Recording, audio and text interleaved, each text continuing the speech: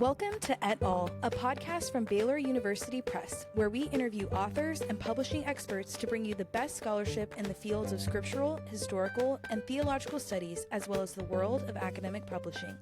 Thanks for joining us.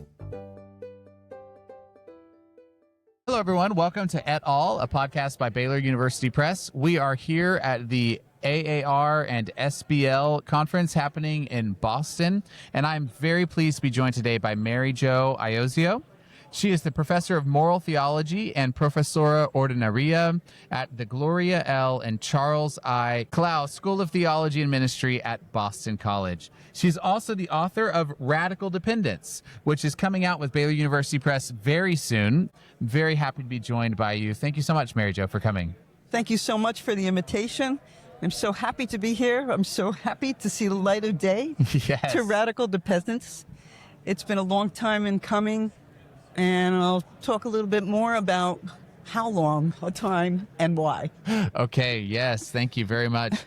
We know it's a long process getting a book out the door. Even once you finish the manuscript, you know, there's still another year's worth of labor that has to happen. So congratulations on getting it this far. Thank you. Thank you so much. Yeah. Okay, so this book works to demonstrate that dependence is not exclusive to people with disability, but that all people are dependent in one way or another. And so in the introduction, you say, and this is quite a quote, so I'm going to ask you to help unpack this for us.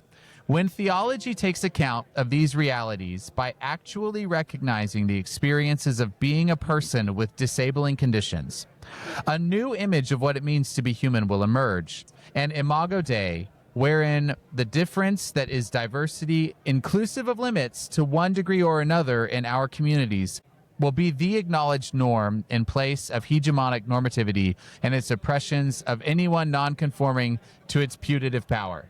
That's quite a sentence. Okay, so take us through that sentence. What are we after here? Well, putative power is a good term, isn't it? Mm-hmm, yes. Right. So putative power is presumed power that the dominant community wields, kind of at will.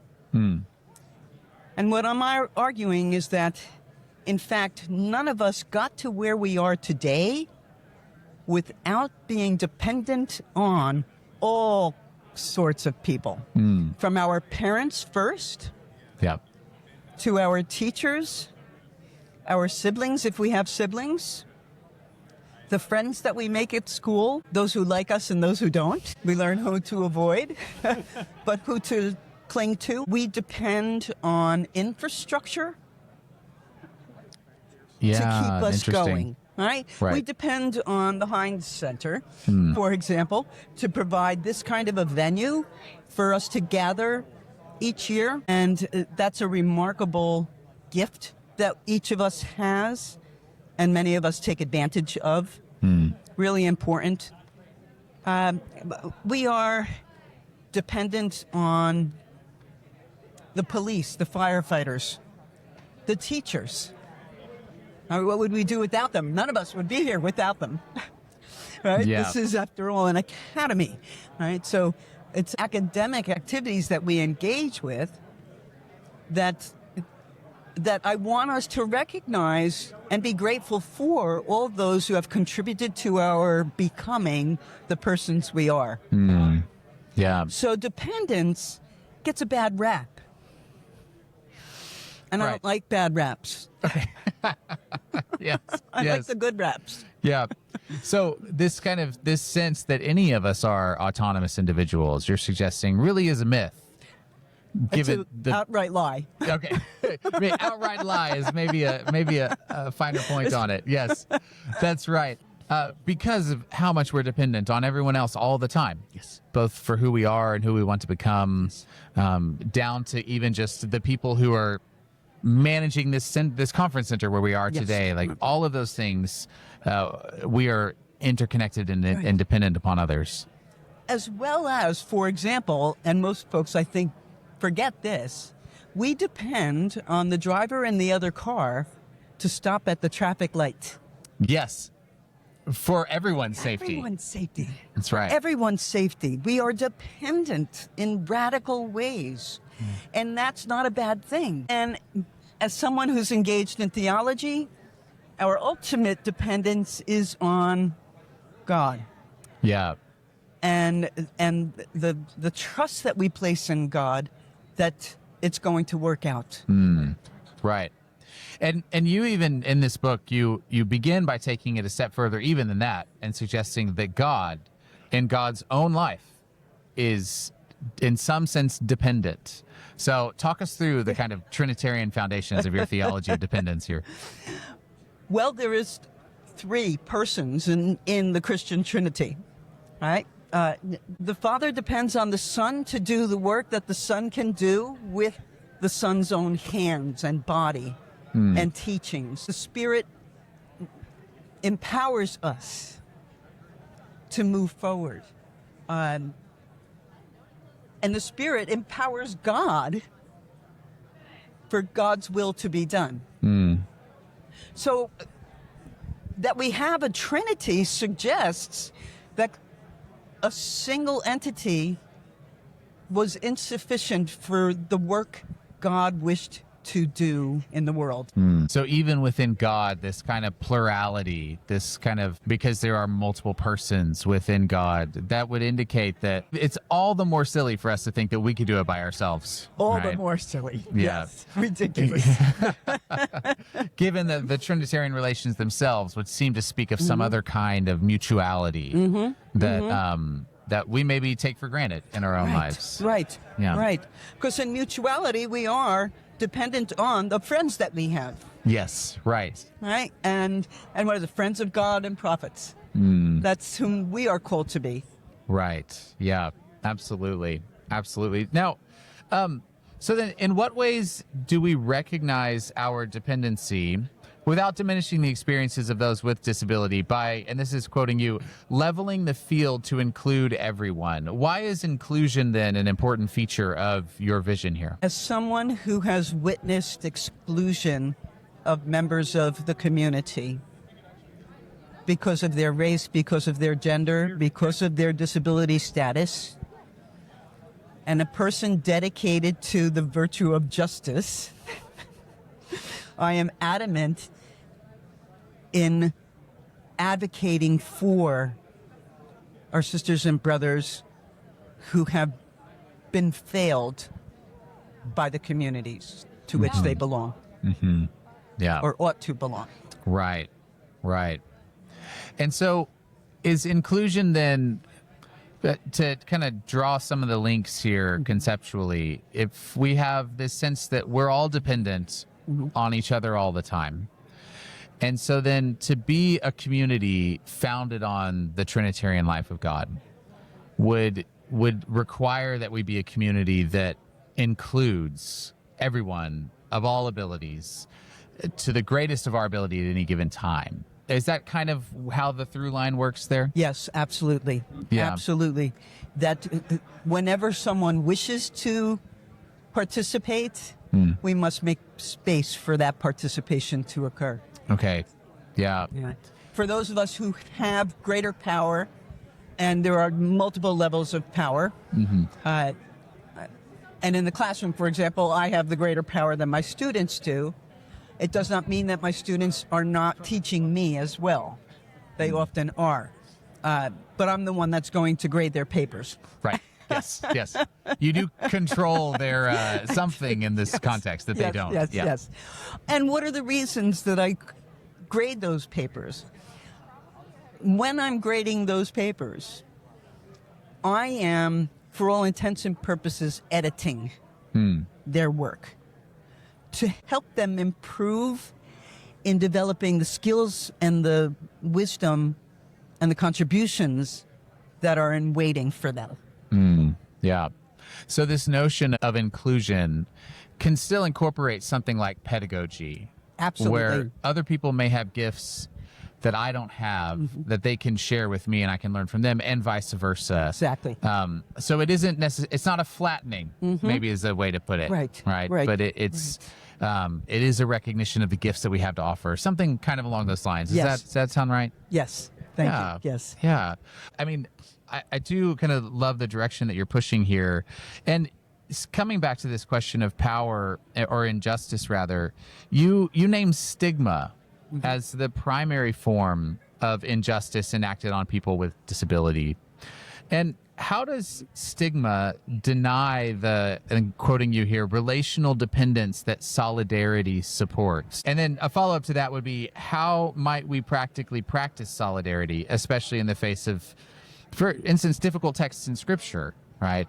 So let's start with the first half of that first. So how does stigma deny this notion of relational dependence? Stigma prevents the observer from recognizing the dignity of the other in their midst, failing to recognize the image of God in the other, because we each are that image. I also am willing to extend it to the non-human animal world. Yeah. That we abuse our planet. Some of that abuse in the modern era, right, in the contemporary era, is unavoidable. But we can do things to ensure that the whole of creation is protected and respected for the great gift that creation is to all of us. Yeah. I suppose that the stigma in the that context might be referring to something simply as a resource, right? A natural resource that can be deployed and used at will to whatever purposes we would like. Yes. Right. I might also suggest the phrase human resources is a similar form of stigma that seems to undermine the dignity of persons or the dignity of creation as a whole. Yes. Right. Yes. And so then how might we practice solidarity? And especially because there might be places that Scripture itself would seem to warrant these kinds of stigmatizations. So those are the texts of terror, right? And we have to unpack the texts of terror and wrestle with them.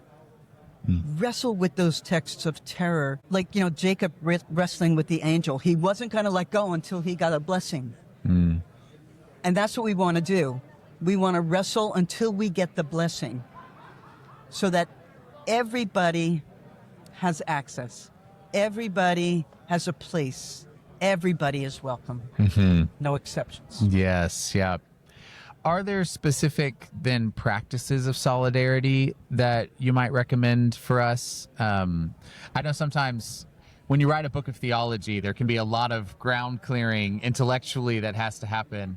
And I'm quite guilty myself of doing way more ground clearing than actually helping people live their lives. And I wonder if there are kind of specific practices of solidarity you could point us to. Well, on a personal level, we can be more mindful of the environments we are inhabiting at this moment in time. So this is a huge event. Right? Yes. The AR meeting, SBL meetings, these are huge events. And how often do we make eye contact with the persons that we pass in the hallway? While we're cruising the book shelves, are we engaging with the neighbor right next to us, looking at, oh yeah, I'm also interested in that text, and this is the reason why. Yeah. What can we do to support one another in our curiosities? Yeah. Yeah. And rejoice in the shared curiosities that we have. Yeah. And the other way to do solidarity is, for example, buy each other's books. Yeah. And teach with them. Yes. And teach with them. Yeah. Right? I had the great pleasure of teaching a class on disability theology 2 years ago, year and a half ago. And I used all the texts from, well, not all the texts, but a number of the most recent texts from Baylor and their disability series. Yes. And my students were blown away and so happy to have been introduced to this material. So I'm grateful to my colleagues. I'm grateful to Baylor University Press for moving forward and staying with the disability theology collection. And well, and thank you for contributing. I mean, we feel really honored to be a part of this community and to be able to publish these books, which, as you say, have really important things to say in a very important context. So I have a couple other questions to ask you here about your book. And speaking about the biblical prophets, you say, what purpose do these words of the prophets to do justice, to have mercy, and to walk humbly have for this consideration of humankind in its imago Dei, radical dependent relationality? Okay, why is that an important question to ask? And how do we answer it, other than read your book? Well, so a mentor of mine introduced this concept of the willingness to bother, to care, to love, to be with others. And I really appreciate his work and his reminder to us that everybody matters. Everybody matters. So that's what I want people to take away, that there is not a one of us that is better or worse than another. We are equal in God's eyes, and that's the way we need to perceive one another. If we claim God as our home. Yeah. And I believe God claims us. Yes, absolutely. Now, you do some lovely stuff with the dependency of nascent life, as you call it. And so how does that dependency then influence our understanding of dependency for everyone? So nascent life is a mystery because it starts without the mother knowing. Right. Right. It takes a few weeks before she realizes. It probably takes as long as the failure of the cycle, and then she begins to wonder, and goes to the doctor and finds out that, well, guess what? You've got a baby there. You've got a fetus there. By the time a woman knows, there's already significant development that has begun. So nascent life needs to be protected. So, I have to expose my great Catholic faith. I'm dedicated to the Catholic tradition, and I do believe that all human life, from conception to death, is sacred and needs to be protected. I do know that there will be some fetuses, well, many embryos will be flushed out. No one will ever know that there was an embryo there. Right. Fetuses may be determined through testing, regular prenatal testing, that there is an anomaly. And troubling to me is that many physicians will suggest abortion because there are developmental problems going on here, and it may be best for you to go in that way. So one of my dear cousins was pregnant with her second child who had that kind of a diagnosis. And the doctors were recommending abort. My cousin said, no, I'm not going to do that. I'm just not going to do that. Well, the baby will die soon after. The baby dies. I'm not going to be the cause of that. That child lived to 27 years old. Wow. She died only 2 years ago. Wow. Amazing. And she was a delight. And she was funny. She had a sense of humor. She played jokes on people. And there was even a boyfriend, classmate. I mean, nothing romantic of the way that adults without disabilities would recognize. But it angered me that the first thing that the doctors said was abort. When every embryo that is formed is itself a miracle. Yeah. Well, I think that what probably the viewers are sensing is that this is a very courageous book that you've written. It's courageous in that it calls us to a very radical form of inclusion, of hospitality, and of course the title of dependence upon one another. But it's also going to touch on sensitive issues and is going to talk about topics that are difficult to speak of in public. And so I commend you for your courage and the intellectual consistency that you've sought to carry this thought all the way through, from the entire spectrum, from nascent life all the way through to death. And you have really taken an enormous topic, and you have sought to treat it with intellectual honesty and courage, and I commend you for that. And I think it's destined to be a very well-received book, and will be hopefully taught in classes around the world. So if you are watching this, by all means, go to BaylorPress.com and pick up Mary Jo Iozzio's Radical Dependence, which is on sale now. And Mary Jo, thank you so much. It's been a delight talking to you today. Thank you so much. I appreciate the invitation, and I'm grateful to Baylor University Press for taking the... Thank you. All right, we'll see you next time. Thank you for listening to Et Al., a podcast from Baylor University Press. We hope you've enjoyed today's episode. Make sure to like, comment, and subscribe to keep up with the latest from Et Al.